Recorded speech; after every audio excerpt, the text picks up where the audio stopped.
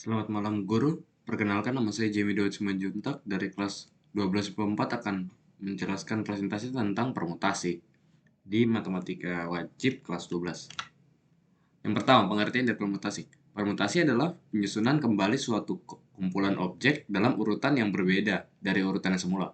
Sebagai contoh, kata-kata dalam kalimat sebelumnya dapat disusun sebagai tanda kutip adalah permutasi suatu urutan yang berbeda urutan yang kumpulan semula objek penyusunan kembali dalam dari. Jika terdapat suatu untai abjad ABCD, maka untai itu dapat dituliskan kembali dengan urutan yang berbeda-beda. Seperti contohnya ABCD, DACB, dan seterusnya. Selengkapnya, ada 24 cara menuliskan keempat huruf tersebut dalam urutan yang berbeda satu sama lain.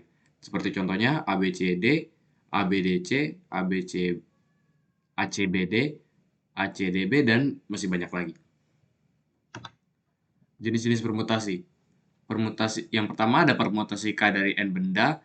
Permutasi ini disebut permutasi K dari N benda. Pada contoh untai ABCD, maka permutasi 2 dari ABCD yang semuanya ada 4 unsur adalah sebanyak 12. Yang kedua ada permutasi dengan elemen yang identik, dan yang ketiga permutasi siklis. Permutasi siklis menganggap elemen disusun secara melingkar. Nah, berikutnya rumus permutasi. Yang pertama ada rumus permutasi pengulangan, atau dengan rumusnya dituliskan dengan n pangkat r. Jika urutan diperhatikan dan suatu objek dapat dipilih lebih dari sekali, maka jumlah permutasinya adalah di mana n adalah banyaknya objek yang dapat dipilih, dan r adalah jumlah yang harus dipilih.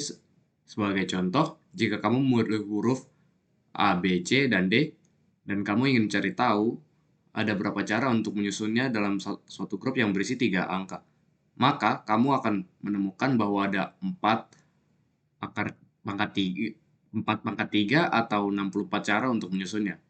Beberapa cara untuk menyusunnya adalah AAA, BBB, CCC, DDD, ABB, CBB, DBB, dan seterusnya.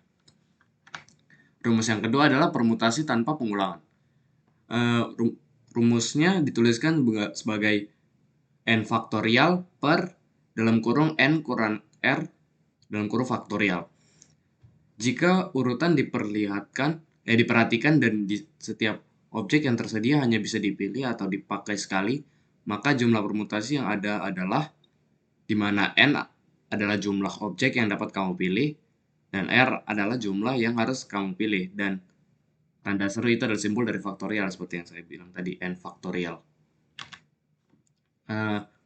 Ini masih lanjutan dari yang tadi. Sebagai contoh, ada sebuah pemungutan suara dalam suatu organisasi. Kandidat yang bisa dipilih ada 5 orang.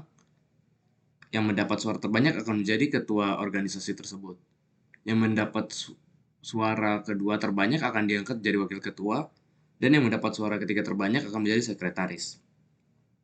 Ada berapa banyak hasil pemungutan suara yang mungkin terjadi? Nah, dengan rumus yang di slide sebelumnya tadi, maka dapat dituliskan bahwa 5 faktorial per 5 dikurang 3 faktorial.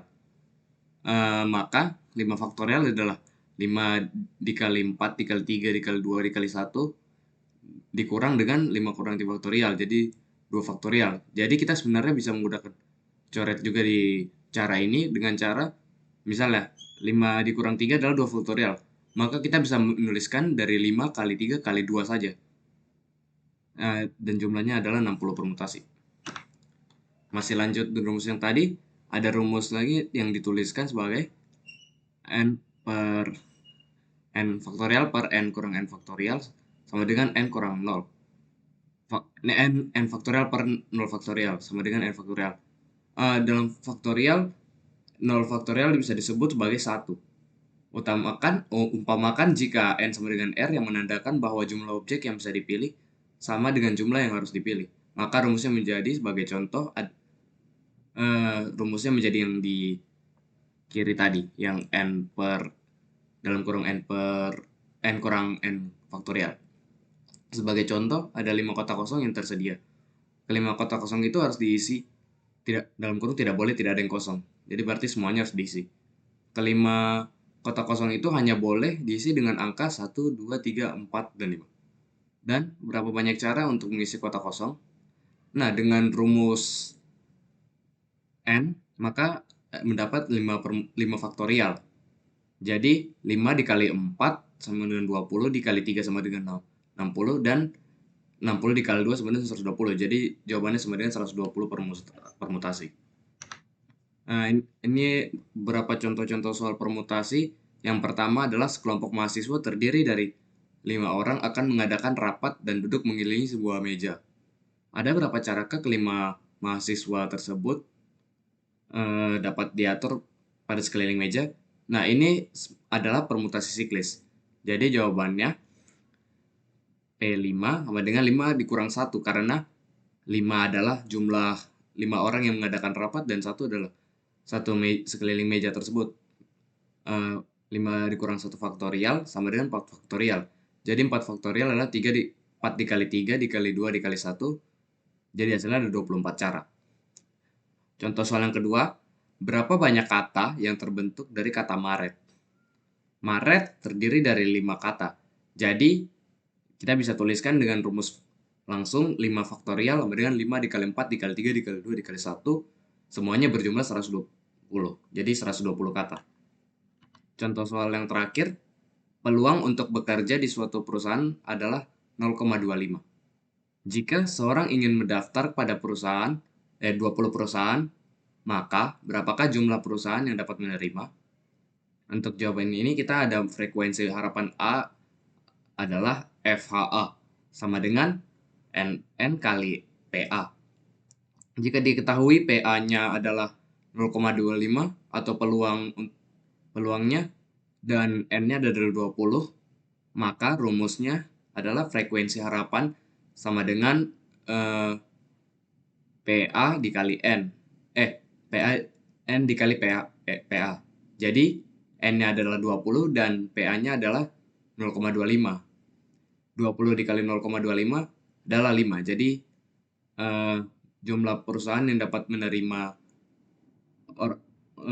seorang tersebut adalah 5 perusahaan.